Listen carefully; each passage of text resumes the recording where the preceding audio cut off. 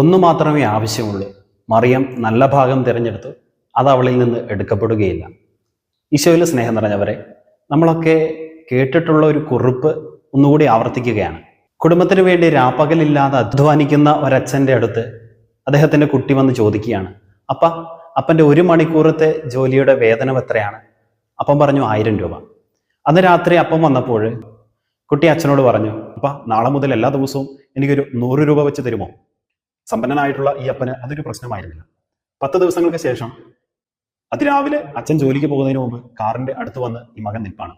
അച്ഛൻ വന്നപ്പോൾ തന്റെ പോക്കറ്റിൽ നിന്ന് 10 100 രൂപ നോട്ടെടുത്ത് അച്ഛനെ നേരെ നീട്ടിയിട്ട് കുട്ടി പറഞ്ഞു, ഇത് 1000 രൂപയുണ്ട്.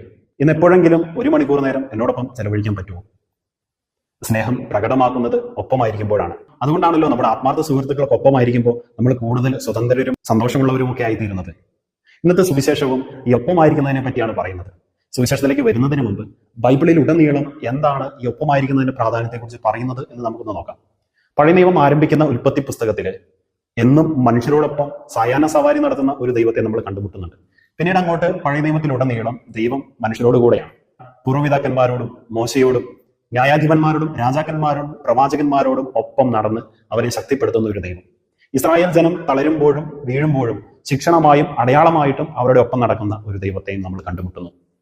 പിന്നീട് നമ്മൾ പുതിയ നിയമത്തിലേക്ക് വരുമ്പോൾ മനുഷ്യരോടൊപ്പം ജനിച്ച് വളർന്ന് മരിച്ച് ഇന്നും നമ്മളോടൊപ്പം ജീവിക്കുന്ന അതേ ദൈവത്തെ തന്നെ നമ്മൾ കണ്ടുമുട്ടുന്നുണ്ട്.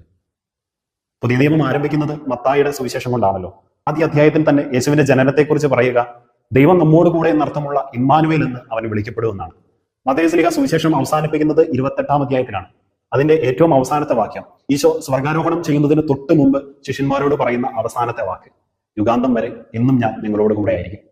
ഇനി പുതിയ നിയമത്തിന്റെ അവസാനത്തെ പുസ്തകമായ വെളിപാടിന്റെ അവസാനത്തെ 22-ാമത്തെ അധ്യായത്തില് കർത്താവിന്റെ 2ാമത്തെ വരവിന് വേണ്ടിയുള്ള പ്രാർത്ഥനയും തുടർന്നൊരു ആശംസയുമാണ്, കർത്താവിന്റെ കൃപ നിങ്ങളോട് കൂടെ ഉണ്ടായിരിക്കട്ടെ.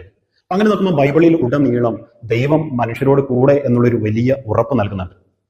നമ്മളെ അകാരണമായിട്ട് സ്നേഹിച്ച് നമ്മളോടൊത്ത് വസിക്കുന്ന ദൈവം നമുക്ക് നൽകുന്ന ഉറപ്പാണ് അവൻ കൂടെയുണ്ട് എന്നുള്ളത്. പക്ഷെ അവനൊരു ആഗ്രഹം കൂടിയുണ്ട്. അത് സാധിച്ചു കൊടുക്കാൻ മനുഷ്യരായ നമുക്ക് മാത്രമേ പറ്റത്തുള്ളൂ. അതെന്താണെന്നല്ലേ? അത് ഇന്നത്തെ സുവിശേഷത്തിൽ മറിയം സാധിച്ചു കൊടുക്കുന്നുണ്ട്. അവനോട് ഒപ്പമായിരിക്കുക എന്നുള്ളത്. പാദത്തിങ്കിൽ ഇരുന്നു എന്നതിന്റെ അർത്ഥം അത്രമാത്രം യേശുവിനോട് അടുത്തിരുന്നു എന്നുള്ളതാണല്ലോ. ഈശോ ഈ ഭൂലോക ജീവിതത്തിൽ ഉടനീളം ഇടയ്ക്കിടയ്ക്ക് അവന്റെ ഈ ആഗ്രഹം പറയുന്നുണ്ട്. ഏറ്റവും ആദ്യം നമ്മൾ കണ്ടുമുട്ടുക തന്റെ ശിഷ്യന്മാരെ തിരഞ്ഞെടുക്കുമ്പോൾ ഈശോ പറയുന്നതാണ്, ഏറ്റവും ആദ്യം അവരെ ഭരമേൽപ്പിക്കുന്ന ദൗത്യം തന്നോടൊപ്പമായിരിക്കാനാണ്. അതിനുശേഷമാണ് സുവിശേഷം പ്രഘോഷിക്കുക, രോഗികളെ സുഖപ്പെടുത്തുക എന്നൊക്കെ പറയുന്നത്. വീണ്ടും ലൂക്കായുടെ സുവിശേഷം 11-ാം അധ്യായം 23-ാം വാക്യത്തിലൂടെ നമ്മൾ ഇപ്രകാരം വായിക്കുന്നുണ്ട്, എന്നോട് കൂടെ അല്ലാത്തവൻ എനിക്കെതിരാണ്, എന്നോട് കൂടെ ശേഖരിക്കാത്തവൻ ചിതറിച്ച് കളയുന്നുവെന്ന്. പിന്നെ യേശുവിന്റെ പീഡാനുഭവം തുടങ്ങുന്ന ഗത്സമൻ തോട്ടമാണ് രംഗം. അവിടെ തന്റെ ശിഷ്യരോട് ഈശോ വേദനാപൂർവ്വം കെഞ്ചുന്നുണ്ട്, 1 മണിക്കൂറെങ്കിലും എന്നോടൊപ്പം ആയിരിക്കാൻ പറ്റുന്നില്ല എന്ന്. വീണ്ടും കാൽവരി മലയിൽ നല്ല കള്ളനോട് ഈശോ പറയുന്നുണ്ട്, ഇന്നു മുതൽ നീ എന്നോടുകൂടെ പറുദീസയിലായിരിക്കും. അങ്ങനെ സുവിശേഷത്തിലുടനീളം ഈശോ ഇടയ്ക്കിടയ്ക്ക് അവന്റെ ഈ ആഗ്രഹം, അവന്റെ ഒപ്പമായിരിക്കുക എന്നുള്ള ഈ ആഗ്രഹം പറയുന്നുണ്ട്. മറിയം യേശുവിന്റെ ഈ ആഗ്രഹം സാധിച്ചു കൊടുത്തത് കൊണ്ടാണ് അവൾ നല്ല ഭാഗം തിരഞ്ഞെടുത്തു എന്ന് യേശു പറഞ്ഞത്. മർത്തായിക്ക് പറ്റിയത് അവൾ ജോലിയിൽ വ്യാപൃതയായിരുന്നു എന്നുള്ളതല്ല. ജോലിയിലായിരുന്നെങ്കിലും അവൾക്ക് ഹൃദയം കൊണ്ട് യേശുവിനോടൊപ്പം ആകാമായിരുന്നു. പക്ഷെ അവളുടെ ഹൃദയം മുഴുവൻ ആകുലത നിറഞ്ഞതായിരുന്നു.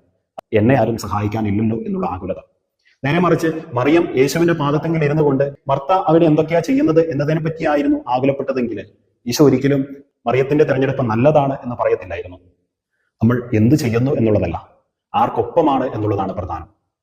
നമ്മൾ എന്ത് ചെയ്താലും എവിടെ പോയാലും ഈശോ നമ്മുടെ കൂടെയുണ്ട് എന്നുള്ളത് ഉറപ്പാണ്. എന്നാൽ അവന്റെ കൂടെ നമ്മളുണ്ടോ എന്നുള്ളൊരു ഉറപ്പ് നമ്മൾ വരുത്തിയാൽ എല്ലാ കാര്യങ്ങളും ഓക്കെ ആകും. എന്ത് ചെയ്താലും എവിടെ പോയാലും ജസ്റ്റ് ഒന്ന് നമ്മുടെ ഈശോയോട് പറഞ്ഞിട്ട് അവരോടൊന്ന് ഷെയർ ചെയ്തിട്ട് പോവുകയാണെങ്കിൽ അതിൽ കുറച്ചും കൂടെ അഭിഷേകം ഉണ്ടാകുമെന്നാണ് എനിക്ക് തോന്നുന്നത്. ജോലിയൊക്കെ മാറ്റിവെച്ച് പ്രാർത്ഥനയിൽ മുഴുവൻ നേരം ചെലവഴിക്കുന്നതോ പ്രാർത്ഥനയ്ക്കൊക്കെ സമയം ക്രമീകരിച്ചുകൊണ്ട് കൂടുതൽ സമയം ജോലി ചെയ്യുന്നതോ അല്ല. ജോലി ചെയ്താലും പ്രാർത്ഥിച്ചാലും യേശുവിനോട് കൂടെ ഞാൻ ഉണ്ട് എന്നുള്ളൊരു ഉറച്ച ബോധ്യം നമുക്കുണ്ടെങ്കിൽ നമ്മുടെ തിരഞ്ഞെടുപ്പും നല്ലതായിക്കൊണ്ടിരിക്കും. ഈശോയുടെ കൃപ നമ്മളോടൊപ്പം ഉണ്ടായിരിക്കട്ടെ. നമ്മുടെ തിരഞ്ഞെടുപ്പ് നല്ലതായി തീരട്ടെ. ആമേൻ.